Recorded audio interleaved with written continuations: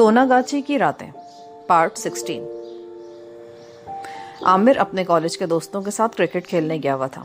बड़ा भाई अकील इस किस्म की बातों को नहीं मानता है, इसीलिए वो मोची दरवाजे वाले शीश महल में जुमेरात को चिराग जलाने शाज़ो नादिर ही जाया करता था।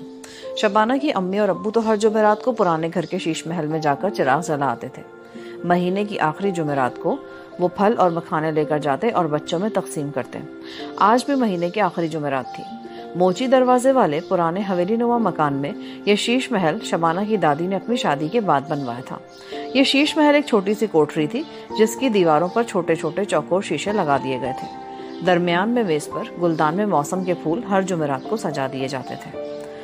कॉर्नर्स पर मिट्टी के छोटे छोटे प्याले रखे हुए थे जिनमें जुमेरात को मोमबत्तियां रोशन की जाती थी। 2 रकाबियों में गुंधा हुआ आटा भरकर उसमें अगरबत्तियां सुलगाकर लगा दी जाती थी। फिर अम्मी अब्बू वहां बैठकर कुरानी आयत का विर्द करते और कोठरी का दरवाजा बंद करके वापस चल देते। इस कोठरी पर कभी ताला नहीं डाला गया था। मोची दरवाजे वाले इस पुराने जहाजी मकान में सिर्फ एक ही नौकर रहता था जो मकान की चौकीदारी भी करता था। इस शीश महल में कोई हवाई मखलूक रहती थी जिनकी बाकायदा वहाँ शादियाँ होती थी। बड़ी सीढ़ी चढ़कर डेवड़ी आती थी। इस अंधेरी डेवड़ी में बाएं जानिब शीश महल की कोठरी का दरवाजा था। शबाना उस हवाई मखलूक की कायल थी। उसने खुद अपने कानों से इस अंधेरी सीढ़ियों पर पायल की छन छन सुनी थी, जैसे कोई औरत तेजी से सीढ़ियां उतर गई हो। उसने इस नजर न आने वाली मखलूक के कहकहों और बातें करने की आवाजें भी कई बार सुनी थी। एक बार जब वो स्कूल में पढ़ती थी और अपनी दादी से मिलने पुराने मकान आई हुई थी तो वो सीढ़ियां उतर रही थी कि अचानक उसके सामने एक इंतहाई खूबसूरत नूरानी चेहरे वाली लड़की आ गई जिसके शानदार लिबास में से मलकूती खुशबू उठ रही थी। शबाना का दिल जोर जोर से धड़कने लगा। लड़की ने मुस्कुराकर शबाना की तरफ देखा और तेजी से उसके करीब से होकर सीढ़ियां चढ़ गई। इस शीश महल में इस हवाई मखलूक की शादियां भी होती थी। दादी अम्मा कहा करती थी कि एक बार वो अगरबत्तियां सुलगाने शीश महल में दाखिल हुई तो क्या देखती है कि फर्श पर कालीन बिछा है। कुछ औरतें सजी सजाई दुल्हन को लिए बैठे मुस्कुरा रही थी। दादी अम्मा ने उन्हें सलाम किया, अगरबत्तियां रकाबी में सुलगाई और इन्हीं कदमों वापस चली गई। उस हवाई मखलूक ने घर वालों के किसी मामले में कभी दखल नहीं दिया था, कभी किसी से कोई बात नहीं की थी। साल 2 साल में कभी कभार वो खानदान के किसी फर्द के सामने जाहिर होते थे। वैसे उनके सीढ़ियां उतरने, चलने फिरने और कभी कभी औरतों के हल्के हल्के कहकनों की आवाजें जरूर सुनाई दे जाती थी। एक भाई की वफात के बाद शबाना की फैमिली कनाल बैंक वाली कोठी में उठाई। इस कोठी में शबाना की पैदाइश हुई। दादी अम्मा मोची दरवाजे वाले पुराने मकान में ही रही। उनकी खिदमत गुजारी के लिए 2 औरतें रख दी गई थी। दिन में एक बार शबाना अपनी वालिदा के साथ दादी अम्मा से मिलने मोची दरवाजे वाले मकान में जरूर जाती। फिर दादी अम्मा भी इंतकाल कर गईं और मोची दरवाजे वाला पुराना हवेली नुमा मकान वीरान हो गया। उसकी देखभाल के लिए चौकीदार रख दिया गया। अब सिर्फ जुमेरात के जुमेरात शीश महल में चिराग जलाने के लिए ये लोग वहां जाते थे। आज भी इस मकसद के लिए गुंबा मोची दरवाजे जा रहा था। शबाना ने सादा कपड़े पहनकर दुपट्टे से सर ढांप लिया था। उसने अपने तौर पर जलाने के लिए कुछ मोमबत्तियां भी साथ रख ली थी। अभी सूरज गुरूब हुआ ही था कि ये लोग गाड़ी में बैठकर मोची दरवाजे की तरफ रवाना हो गए। शबाना का कुछ बचपन मोची दरवाजे की गलियों में भी गुजरा था।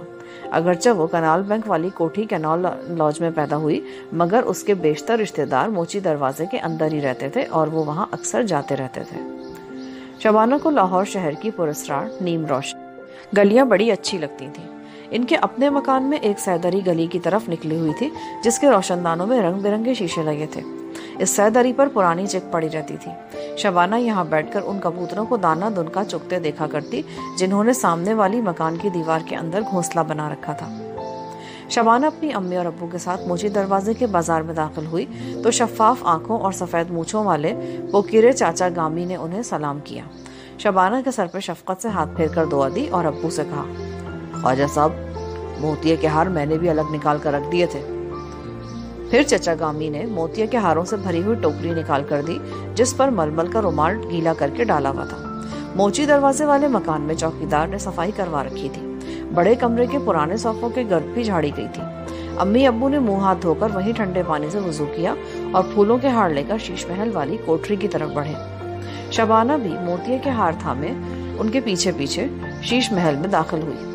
मोमबत्तियां रोशन हुई तो दीवारों पर लगे आईनों की वजह से कोठरी जगमग जगमग करने लगी। रकाबियों में अगरबत्तियां सुलगा दी गईं। गुलदान में गुलाब के ताजा फूल सजाए गए। शबाना कॉर्नर्स पर रोशन अगरबत्तियों की तरफ देख रही थी। اسے ایسے لگا جیسے کوئی گوٹا لگے کیسری لباس اور نورانی چہرے والی لڑکی اس کے سامنے سے مسکراتی ہوئی گزر گئی۔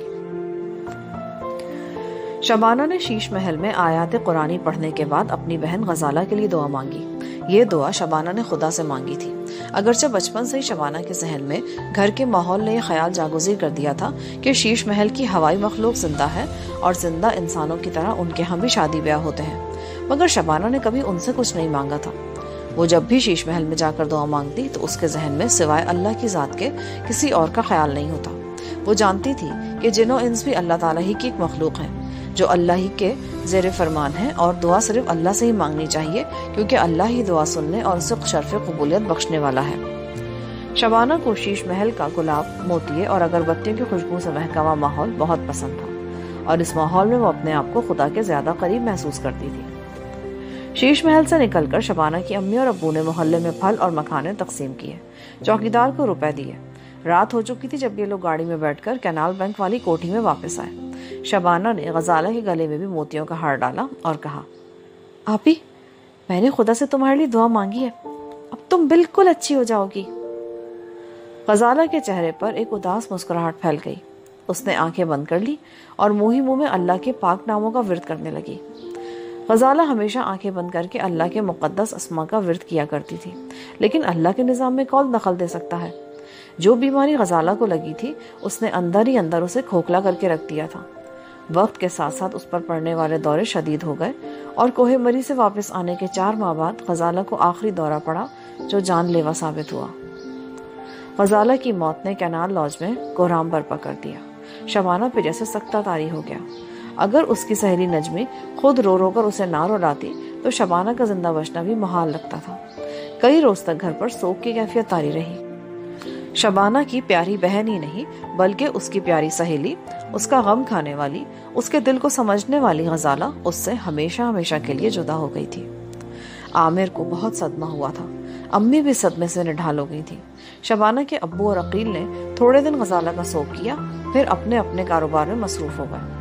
امی اور شبانہ ہر روز شام کو غزالہ کی قبر پر موم بتیاں اور اگربتیاں سلگانے اور فاتحہ پڑھنے جایا کرتی۔ 40ویں پر شہر کے سبھی رشتہ دار موجود تھے۔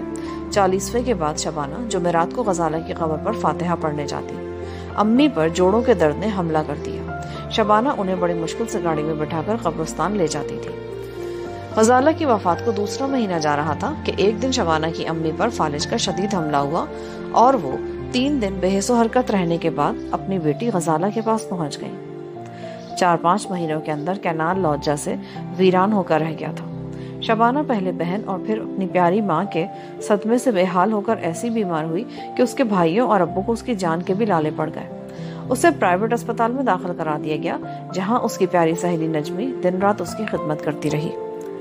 1 ہفتے بعد شبانہ کی طبیعت بحال ہونا شروع ہو گئی۔ وہ بہت کمزور ہو گئی تھی۔ اب اسے حوصلہ دینے والا سوائے نجمی کے اور کوئی نہیں تھا۔ عامر اس کا خیال ضرور رکھتا تھا، مگر وہ نوجوان تھا۔ اس کا زیادہ تر وقت کالج کے دوستوں کے ساتھ گزرتا۔ عقیل اور ابو اپنے ٹھیکیداری کے کاموں میں الجھے رہتے۔ شبانہ نے خود ہی حوصلہ کیا اور غم کے جو پہاڑ اس پر ٹوٹے تھے ان کے بوجھ تلے سے نکلنے کی کوشش کرنے لگی۔ اسی دوران راحیل سے بھی اس کی ملاقات نہیں ہوئی تھی۔ اسے اتنی فرصت ہی نہیں ملی تھی کہ وہ کینال بینک کے نہر والے پرانے مکان میں جاتی اور یہ معلوم کرتی کہ راحیل وہاں پر موجود ہے کہ نہیں۔ والدہ کی وفات سے پہلے 1-2 بار وہ نجمی کے ساتھ پبلک لائبریری میں ضرور گئی تھی، اس خیال سے کہ شاید وہاں راحیل سے اچانک ملاقات ہو جائے اور وہ اسے اپنی بہن کی وفات کا بتائے، مگر راحیل اس لائبریری میں کہیں بھی نظر نہیں آیا۔ پھر والدہ بھی اللہ کو پیاری ہو گئی اور شبانہ بیمار ہو کر اسپتال میں داخل ہو گئی۔ نجمی دن میں 2 بار اس کے پاس اسپتال آتی تھی۔ کالج کی دوسری سہیلیاں بھی شبانہ کا دل بہلانے آ جاتی تھیں۔ امتحان قریب آ گئے۔ شبانہ پوری طرح سے صحت مند نہیں ہوئی تھی، مگر وہ BA کے امتحان میں ضرور بیٹھنا چاہتی تھی۔ امتحان شروع ہو گئے۔ شبانہ نے پورے پرچے دیے۔ 3 مہینے بعد نتیجہ نکلا تو شبانہ دوسری پوزیشن لے کر پاس ہو گئی تھی۔ اس نے یونیورسٹی میں داخلے کی درخواست دی تو ایک روز ابو نے اسے بلا کر کہا، بیٹی، مزید تعلیم حاصل کرنے سے کیا فائدہ ہوگا؟ نوکری تو تمہیں کرنی نہیں ہے۔ میں چاہتا ہوں تم اپنا گھر بسانے کے بارے میں سوچو۔ یہاں تمہاری خبر گیری کرنے والی نہ تمہاری بہن رہی اور نہ ہی تمہاری والدہ سلامت رہی۔ ہمیں اپنے کاروبار سے فرصت نہیں ملتی۔ عامر کو تو میں اسی برس ظفر کے پاس امریکہ بھیجوا رہا ہوں، وہ خود بھی امریکہ ہی جا کر پڑھنا چاہتا ہے۔ شبانہ نے جواب میں صرف اتنا کہا، میں ابھی شادی کے بارے میں سوچ بھی نہیں سکتی، میں انگلش میں ایم اے کرنے کے بعد ہی کچھ کہہ سکوں گی۔ ابو خاموش ہو گئے۔ یہاں پر پارٹ 16 ختم ہوتا ہے۔ مزید ریکارڈنگ سننے کے لیے پارٹ 17 سماعت فرمائیں۔